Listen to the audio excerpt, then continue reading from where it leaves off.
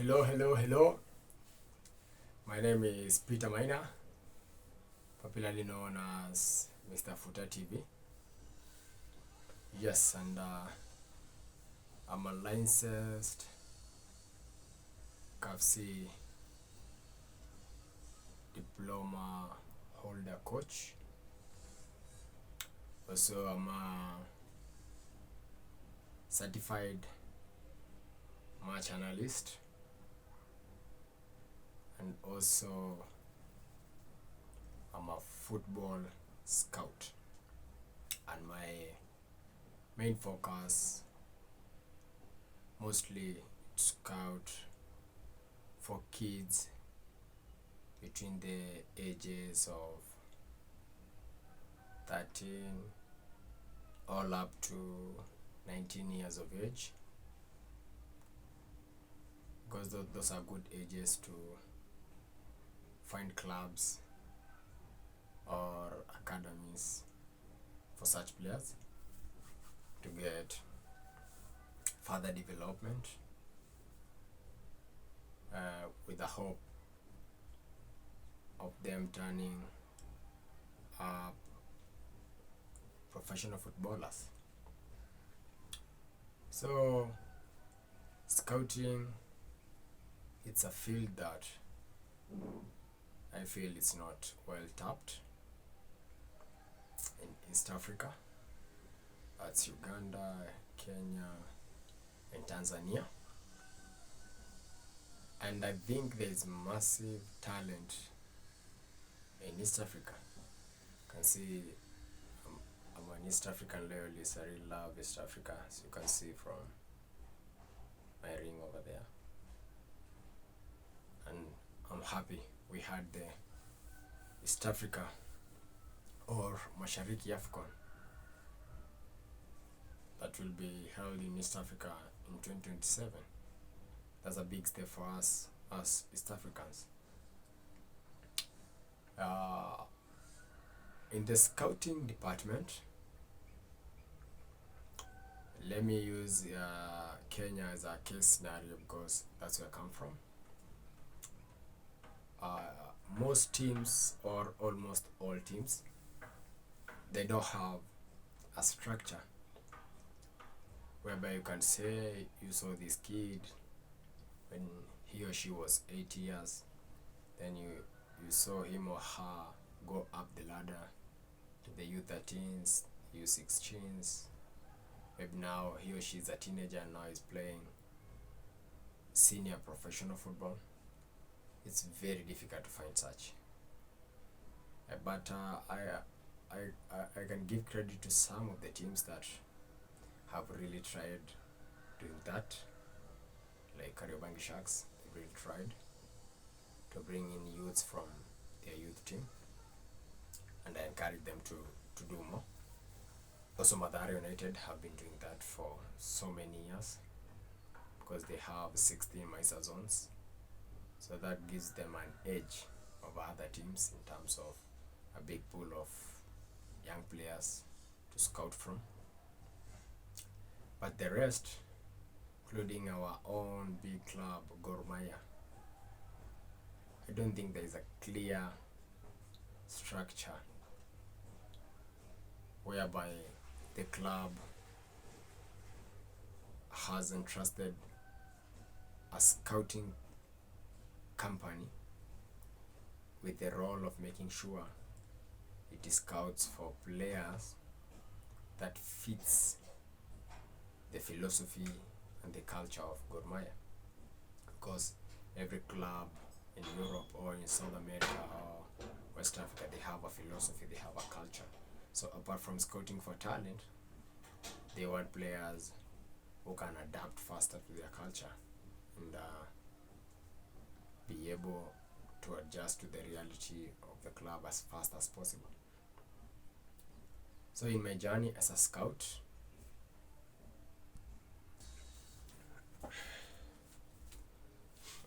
so it's a field that not so many people are willing to venture in. Like most of my peers, most of my my countrymen and ladies, most want to be coaches, most want to win the trophies, to win the badges.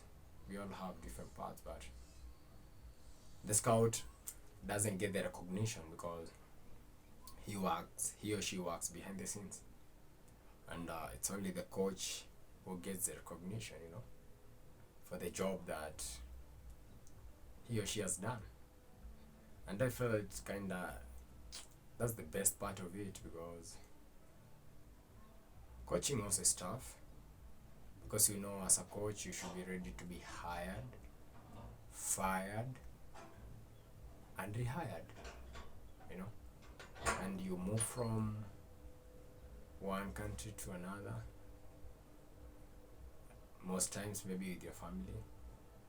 All of a sudden you can be sacked, you have to find another refuge, and it's a good journey, but I felt it's not for me. Well, personally, my nature, ever since I was young, ever since I was playing football, I didn't overstay so much in one team. I can remember as young as 12 years, 13 years, I played for almost every academy in my hood. And also growing up, I've played for all teams in my hood. And I've really enjoyed that, getting an opportunity to learn a different culture, make new friends, adjust to new realities, has always been a learning curve on my side.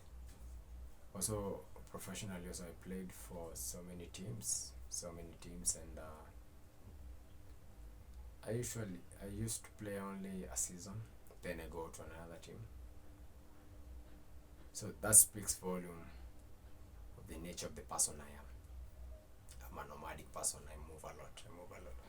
So scouting is good for me. I can move from here to West Africa, anywhere, Gambia, Guinea, Cameroon, name them, Chad, Gambia, and live over there with a sole purpose of identifying highly talented boys and girls, and bringing their videos or exposing the players to right markets where their talents can be tapped, nurtured, and developed. Also to get schooling opportunities through their talents. So it's an endless journey full of opportunities as a scout. And I'm learning a lot in terms of what to look for in young kids, what to look for in fully developed players who want to transition to competitive football, that's professional football. And through engaging with experienced scouts, also get insights about the game. Like you learn when you go in a stadium. You don't go to watch a match, you go to watch a player. That's your job as a scout. You're paid to watch a player play. So singling out that part of making sure you're not concentrating on the formation of the team, maybe how they're attacking, how they're defending, that's none of your business, but just tracking down that player. If he's a defender, he's a keeper, he's a striker, he's a midfielder, like, does he or she fits in what you're trying to look, and if you find that in him or her, you make a profile, and I keep on tracking others, and I keep on contacting the players that I've scouted. Like recently I've scouted a player from Uganda. He's called Abdurauf Luanga, 16-year-old talented attacking footballer from Uganda, East Africa. I'm making his profile, and I'm following up on him on a daily basis. through watching the videos sent by his coach. Looking forward to securing a club for him in Kenya for a short stint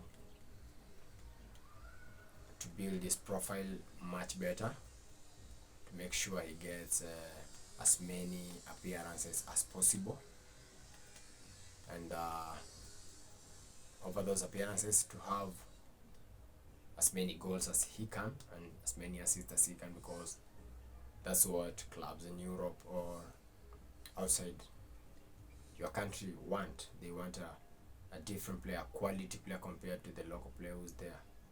And it's a competitive field out there. A footballer who is robust, and a footballer who has an ability also to be even more robust. That's what they want, out there. So I'm looking forward to a very successful transition of the boy, and I hope he'll conquer Kenyan market, and I wish him well. Also, I have a few kids, few wonder kids, 9 years, 11 years, who have been training them for quite, this is the 4th year now, because we started Horizon Soccer Academy in the year 2020, September 2nd, during COVID times. And those kids have been consistent with the training and with our program. We've taken them to so many football programs just to make sure we improve their skills, because they've always showed that competitive edge ahead of their peers.